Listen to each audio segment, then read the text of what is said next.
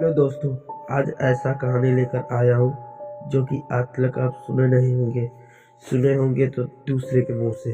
तो आज मेरे मुंह से सुन लें। आज मेरा तबीयत भी नहीं सही है और आवाज़ भी थोड़ा बिगड़ा हुआ है। तो हम बताते हैं। एक तरफ प्यार का या साधु श्राप। राजस्थान का भानगढ़ किला कैसे बना भूतों का गढ़। तो आज इसी के बारे में मैं बताऊंगा और शुरू से लेकर अंत तक बना रहना। अगर हमारे चैनल पर नए होंगे तो चैनल को सब्सक्राइब कर देना, लाइक कर देना और वीडियो को शेयर जरूर कर देना। तो हम कहानी को स्टार्ट करते हैं। भानगढ़ का किला 17वीं शताब्दी से में राजा माधो सिंह का बनवाया था। माधव सिंह अंबर के महान मुगल के सेनापति मान सिंह के छोटे भाई थे। किले के परिसर में भाग्य हवेली और सुनसान बाजारों में अवशेष देखे जा सकते हैं जो किले के समृद्धि वाले दिनों का संकेत देते हैं। आज यह किला भारत की सबसे भूतिया जगहों में से एक में गिना जाता है। आइए जानते हैं पर यह कैसा हुआ कि भानगढ़ का किला भूतों का गढ़ बन गया।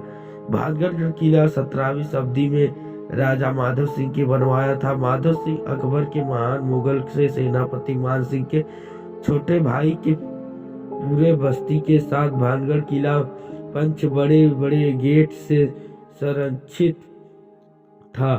शाही महल के अलावा भानगढ़ में 1720 तक 9000 से अधिक घर थे, जिसके बाद धीरे धीरे यहाँ आबादी कम हो गई। किले के परिसर में भाग्य हवेलियों, मंदिरों और सुनसान बाजारों के अवशेष देख जा सकते हैं जो किले के समृद्धि वाले दिनों का संकेत देते हैं। आज यह किला भूतों का गढ़ माना जाता है। साधु के शराब से खत्म हो गया पूरा शहर। किले के देखने वाले खूबसूरत प्राकृतिकों को नजारों के अलावा इसकी भूतिया कहानी पर्यटकों को भी भारी भीड़ को अपनी ओर खींचती है। भूतिया होने के कारण यह सूर्य उदय से पहले सूर्यास्त के बाद यह किला पर्यटकों के लिए वर्जित रहा है। लेकिन यहाँ एक बार ऐसा हुआ क्या था। किले के भूतिया होने की कई कहानियां प्रचलित हैं। इनमें से दो ऐसी कहानियां का जिक्र राजस्थान की टूरिज्म वेबसाइट पर है, जो स्थानीय आबादी के बीच काफी लोकप्रिय है। ये भी पढ़े कैसे होता है मतदान केंद्र का चुनाव, कौन लेता है फैसला। कैसा होता है मतदान केंद्र का चुनाव, कौन लेता है फैसला।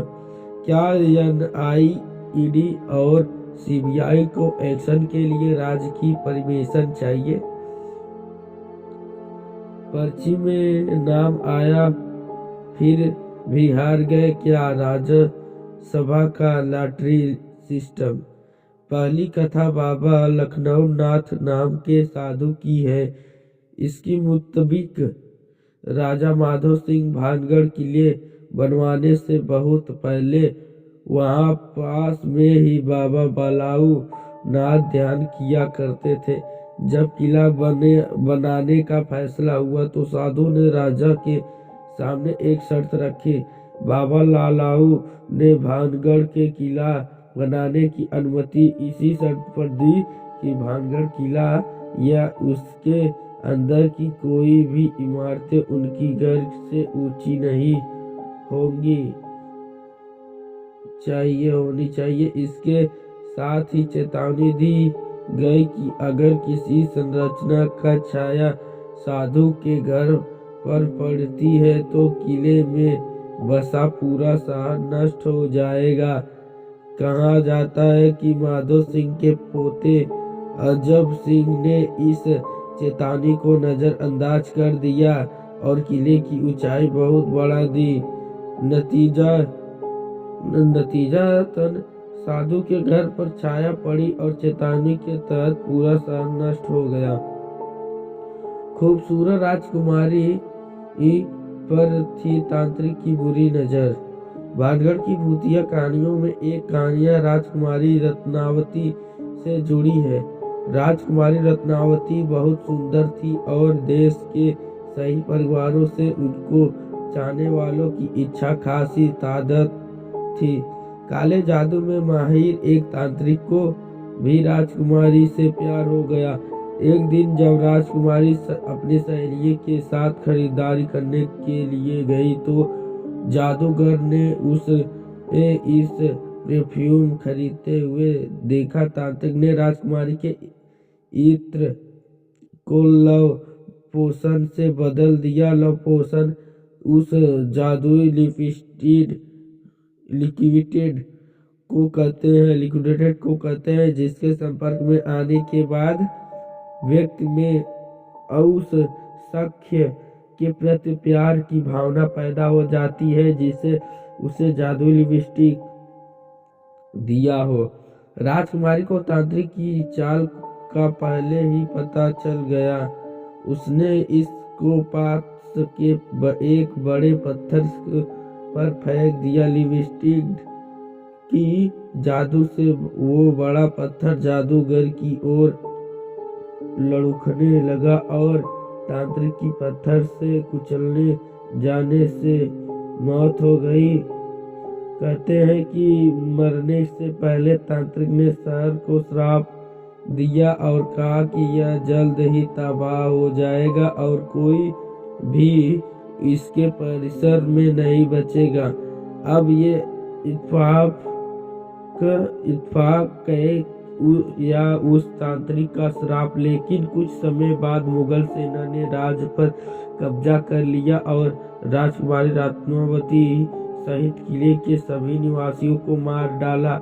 माना जाता है कि मारे गए लोगों के भूत आज भी रात को भानगढ़ के किला में भटकते हैं। कई लोग इनकी आवाजों को सुनने का दावा भी करते हैं। पहली बार कथा बलौनाथ नाम के एक साधु की है। इसकी मुताबिक राजा माधो सिंह ने भानगढ़ किला बनाने की बहुत पहले वहाँ पास में ही बाबा बलौनाथ ध्यान किया करते थे। जब किला का फैसला हुआ तो साधु ने राजा के सामने शर्त रखी।